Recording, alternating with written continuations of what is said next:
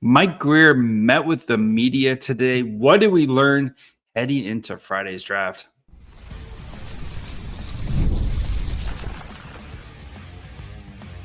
You're Locked On Sharks, your daily podcast on the San Jose Sharks, part of the Locked On Podcast Network, your team every day.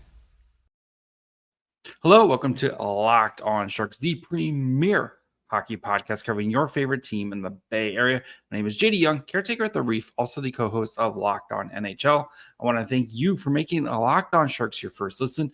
Proudly part of the Locked On Network. We cover your team every day. And if you want to be an everydayer, all you have to do, just follow wherever you get podcasts, or you can watch on YouTube as well. And today we got a big episode as Mike Grier met with the media for about 30 minutes. So we're going to be discussing his thoughts on the Sharks' number 2 pick, where I think he's leaning. He also discussed some free agency news as well. So we'll get to that. We'll talk about Sam Dickinson. Then, of course, the GOAT himself, Joe Thornton, elected to the Hockey Hall of Fame. We'll touch on that as well. So before we get to all that, I do want to let you guys know that today's episode is brought to you by FanDuel. Right now, new FanDuel customers can get $150 in bonus bets if your first $5 bet wins.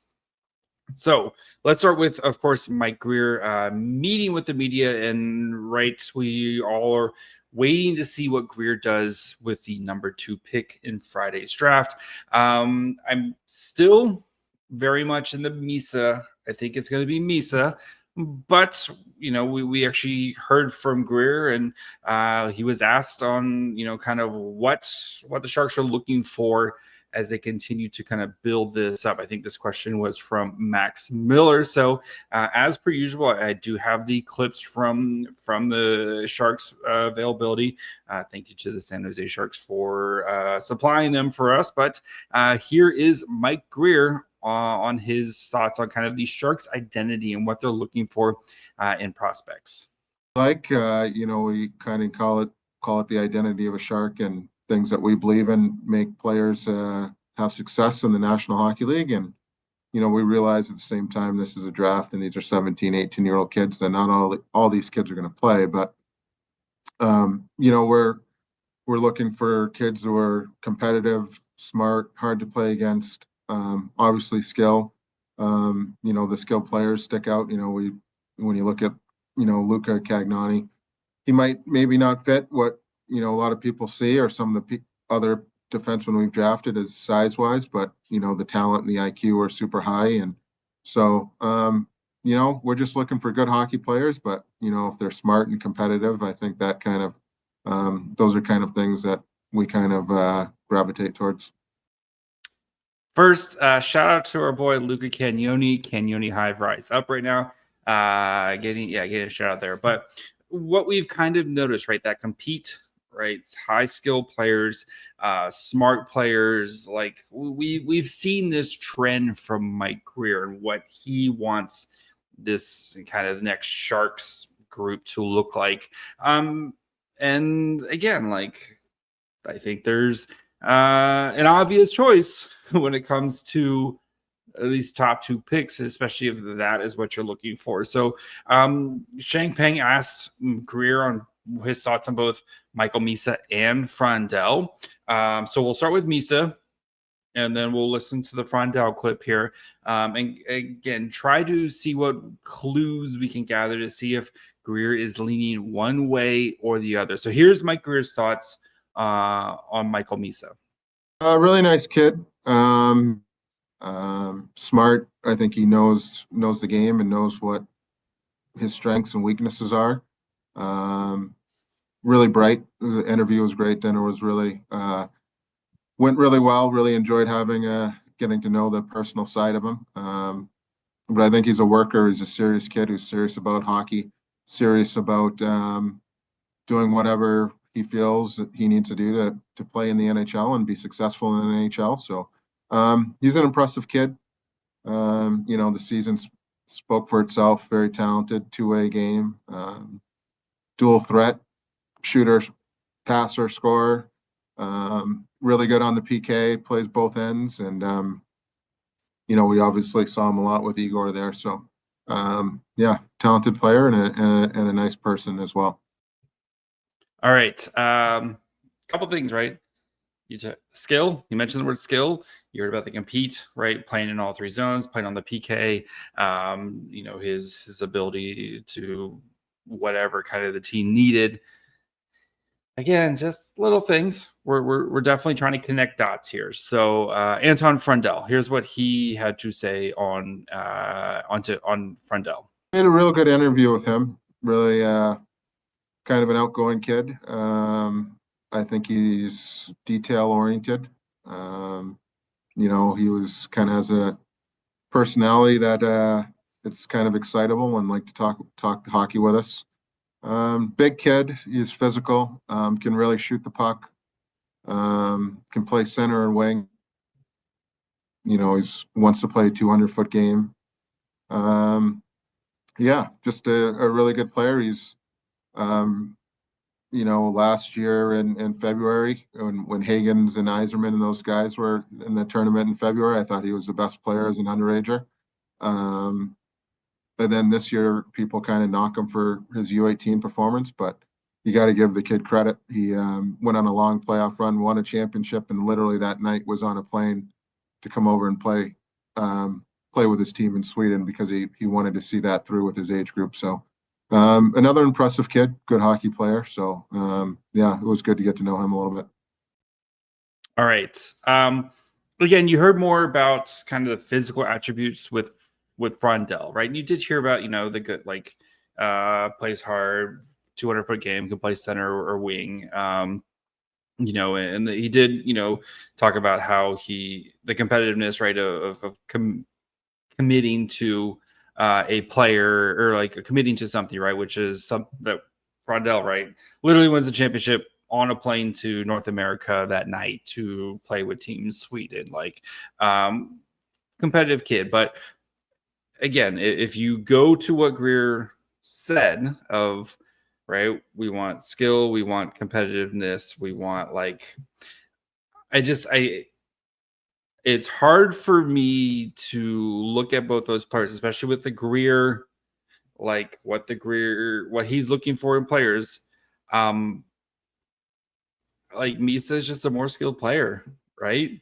And you can have the argument Frondell might be a better fit of what you're looking for, maybe in a middle six type of position. But again, when you're picking if the Sharks are picking fifth and you got Frondell, fine, perfectly fine pick right there.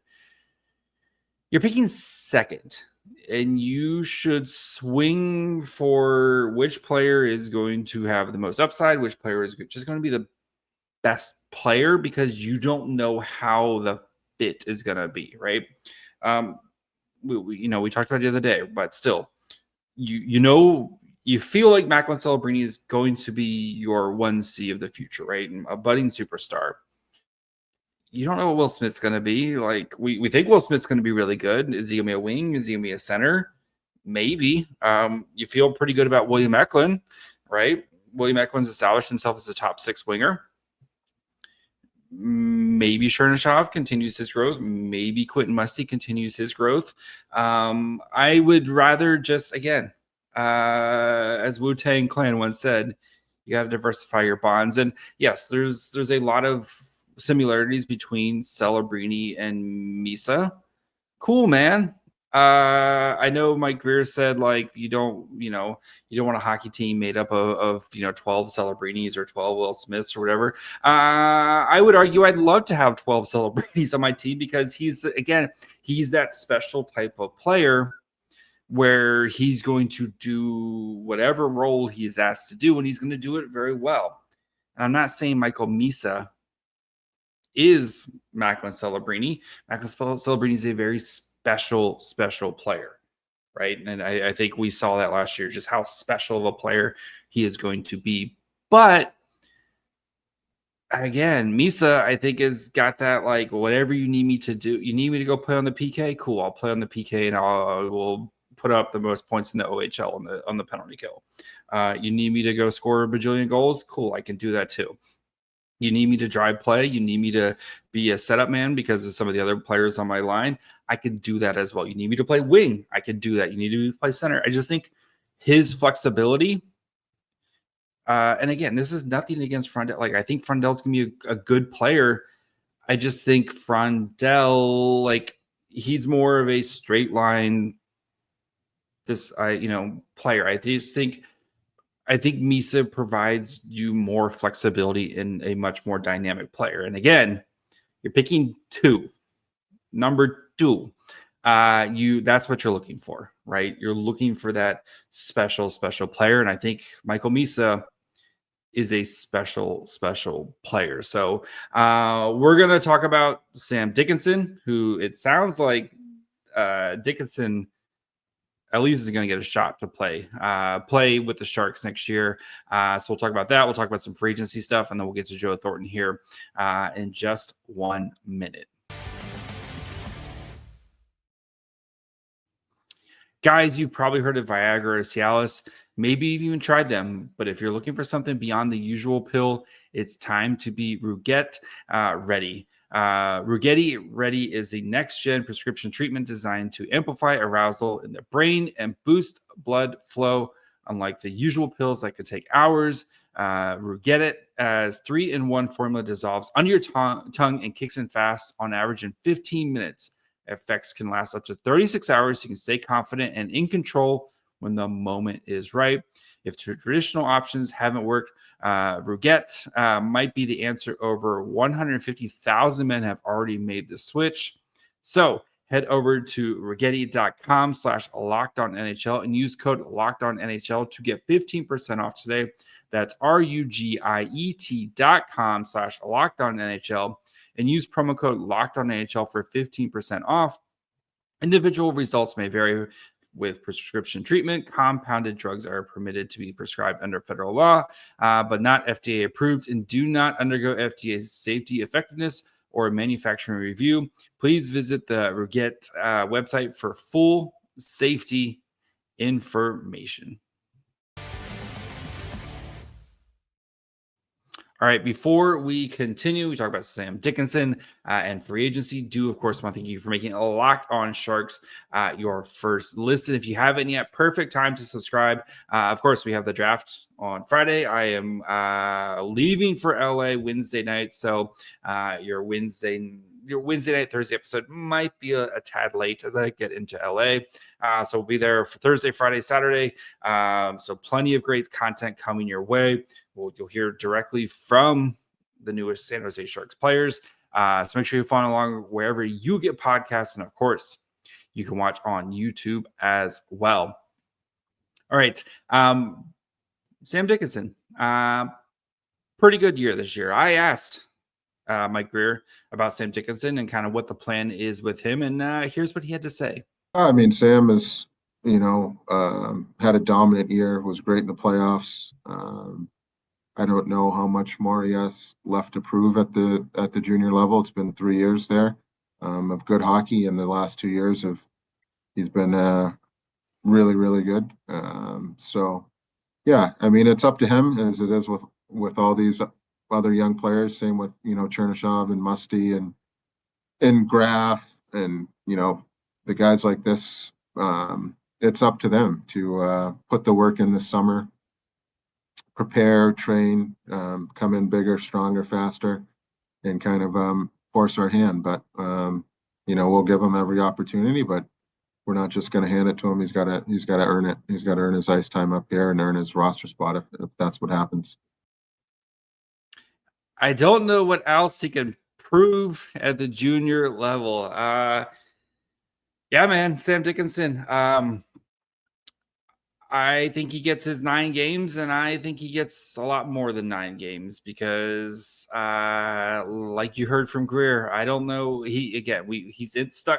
Dickinson's stuck in that position, right, where he's either NHL or he has to go back to the OHL. And unfortunately for him, right, especially with the new rules now, where like college would be a perfect place for Dickinson to play next year. Unfortunately, he already signed his ELC this way before the new rules were enacted. But yeah, the more I think about it, the more I think Sam Dickinson is in the Sharks' plans to play NHL games this year, and I for one am all for it because I think Sam Dickinson's really good. I know he'll be 19, or he's 19. Like watching him in the Memorial Cup, man, and watching him in the playoffs of just playing like shutdown hockey. And if he can just be, again, if he's good in his own zone right now, and then he picks up the offense later, that's exactly what you want from him. So yeah, I think Dickinson, I think he'd have to have a pretty bad training camp / preseason to get to not be with the Sharks next year. So Greer was asked, I think Shang asked about kind of all the RFAs and stuff like that. Pretty quick answer from Mike Grier on kind of everybody's status here. So I got really nothing for you that for you on that yet. It's something our group's discussing, and it's it's not kind of right for me to talk about that without speaking with the player and his agent first. So my guess is there's going to be several RFAs not coming back. Just as a quick reminder from the big time RFAs, I guess, for San Jose, you have of course Jack Thompson, who I do think he gets re-signed, but so yeah, RFAs you have Noah Gregor, Klim Kostin, Nikolai Kovalenko, and Thomas Bordeleau, all at least end of the season with the Sharks. All these guys RFAs with RFA arbitration rights. I wouldn't be shocked if none of them came back. Like, I think at least one of those guys come back, but I wouldn't be shocked if none of them came back. You have Jan Ruda, who's a UFA, Thompson, who's an RFA, Gorgiev, which we already know he's not coming back, Georgi Romanov, who's an RFA as well. And then I know, like, you have Daniel Gushin and some other guys with the Barracuda, but I think we see some big changes this offseason when it comes to some of these players. And, I even doing the simulated offseason, like, I think I kept 2 or 3 of those RFAs, right? I think I kept Jack Thompson. I kept like Gushin.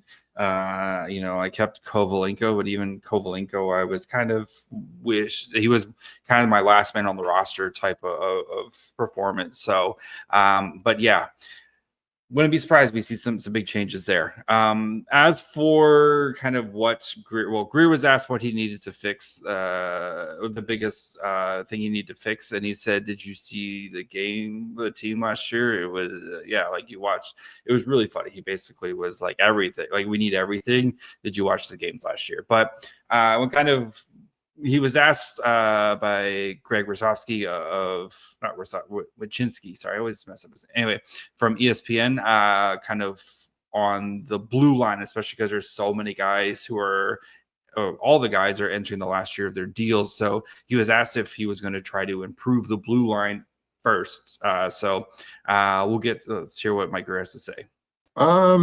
I'd like to improve it this year. We'll probably have maybe a little bit more flexibility, and maybe see where some of the young guys' development path goes this year. So to answer, we have to be better on the back end this year. However we do that, whether that's trades or free agency, whatever it may be, we need to get better back there and hope some Shakir and maybe even Sam, Henry Thrun, these guys kind of improve as they get older. So we need some internal improvement and growth, but we need to improve it this year. And then, if next year we have more flexibility, maybe dive into it a little more, we can do that for sure. All right. So is expecting some growth from his own guys, which you want, but he does sound like that is an area of attack. And that's something we heard from the get-go from, beginning of the offseason of like, yeah, we can't. We have to fix the blue line, right? And you do have some flexibility with everybody entering the last year of your deal, where it's easy if you want to move off a contract. It's much easier to move off a contract, and teams I think will be, if maybe they strike out on some players or in free agency, maybe you circle back and be like, hey, is Ferraro or Liljegren or X, Y, or Z type of player potentially available for you from Greer. So I do expect Greer to be aggressive in that area. How aggressive? I think I'm not expecting him to be. He came out and said again today, like, don't expect the big time deals yet, or et cetera, et cetera. But he's still gonna have some work to do. So he did mention that plan and kind of what his kind of approach to spending all this free agency money. So we'll hear from Greer about that here in a second, and then plus we'll talk about Joe Thornton going to the Hall of Fame. So we'll get to that just 1 minute.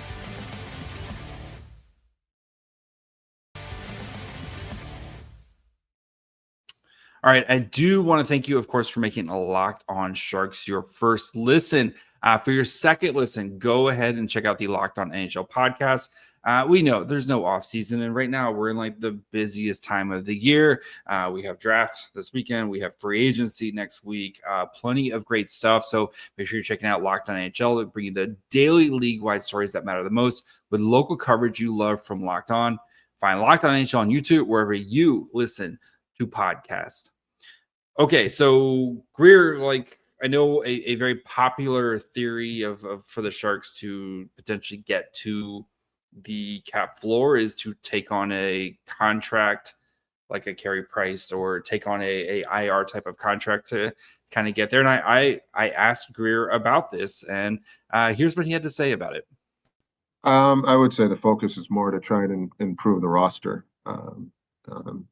But, there's 31 other teams and GMs out there that have all big ideas this time of year, like ourselves, and things they want to do and things they hope they can accomplish. But, you never know. So you might get to, August, and maybe you need to take a contract on and get a sweetener to take that on and get a pick or a prospect or something to help build this thing. But for sure, the plan is to try and push it forward and be a better team and improve the roster for this season.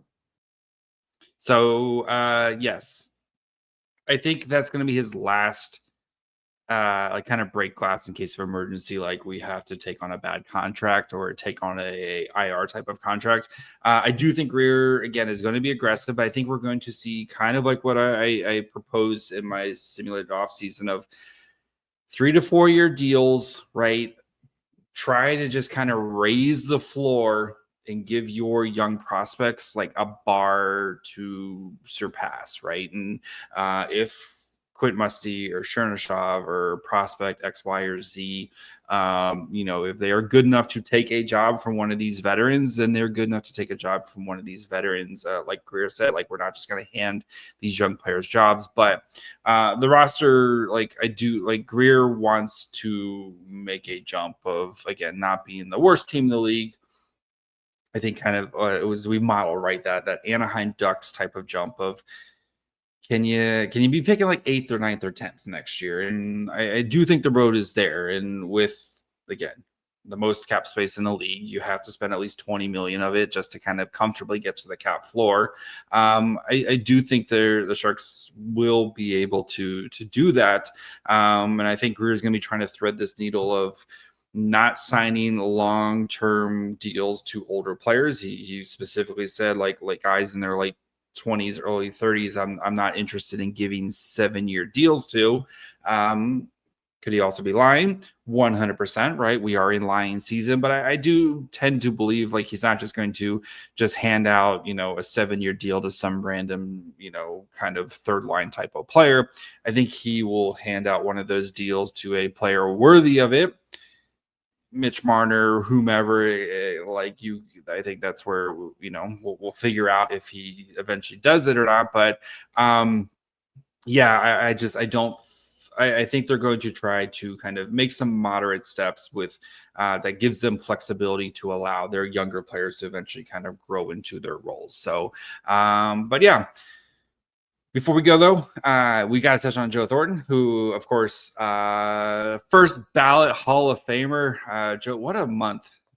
S.J. Sharkey and Joe Thornton, both Hall of Famers. But Joe Thornton, of course, slam dunk. No, I would have been pretty upset if Thornton was not a first ballot Hall of Famer. Right, 7th in assists, 14th in points. One of the iconic players of his era, with the beard, Jumbo Joe, getting into the Hall of Fame. Did ask Greer if he's kind of what the plan is for Joe Thornton, who's not officially working with the Sharks, but he did say that the hope is later this summer to kind of get him officially on board as a developmental coach and also director of vibes. So, but he's been basically doing the role as a for the love of the game. I think we just call that interns nowadays, Mike. But for Joe Thornton though, just again, such a wonderful player and personality, right? And everybody who talks about Joe Thornton, just that larger than life and how much he loves the San Jose Sharks, right? It would have been very easy for him, retires and goes back to Ontario and just hangs out. But no, he is here. He's actively involved. He has Macklin Celebrini living in his house. Greer talked about just how great he was with younger players, buying them suits, taking out to dinner, kind of taking care of some of these younger guys. He did the same thing for Celebrini this year. And, Celebrini is a first overall pick that comes from a well-to-do family. It's not like Celebrini's hurting for money or anything like that, well-off family. But Joe Thornton just going out of his way and basically treating Celebrini like one of his kids here and kind of taking him under his wing. And you think, kind of just that, at some point, 10, 15 years down the road, Celebrity's going to turn around and do the same thing for young players that get drafted by the San Jose Sharks as he takes them under their wings and shows them how to be a San Jose Shark. So super happy for Joe Thornton. I'm sure once we get closer to the Hockey Hall of Fame induction, we'll do a full Joe Thornton episode and everything like that. But and I know Marleau is kind of the next that you're hoping for. I think I do think Marleau eventually gets in at some point. I think the most games played is going to, on the resume helps and stuff. And Marleau is very much in the Hall of Very Good category, but I do think having that record probably puts him over the top at some point, especially with the 500 goals, et cetera, et cetera. But happy for Thornton. If you haven't seen the video that they put out of Joe Thornton getting the phone call, Joe Thornton on the other line getting it and finding out that he's going to the Hall of Fame. It's all over the internet. You can find it. Absolutely amazing. I won't spoil it for you, but just go check it out. He just 100% that's just Joe Thornton, right? That is Joe Thornton. The man is true to himself. That is exactly who Joe Thornton is and how he treats everybody and stuff. But absolutely. Yeah. Super ecstatic for Thornton and can't wait to celebrate with you guys in November when he does get, I cannot wait to see that. A big old beard out there just doing Joe Thornton things again. So that's going to be for me today. We'll be back tomorrow from LA, guys. So make sure you guys are following along wherever you get podcasts. And of course, you can watch on YouTube as well. Follow the show on Twitter, Facebook, and Instagram at Locked On Sharks. Follow me on Twitter and Blue Sky at My Fry Hole. Till tomorrow. Bye, friends.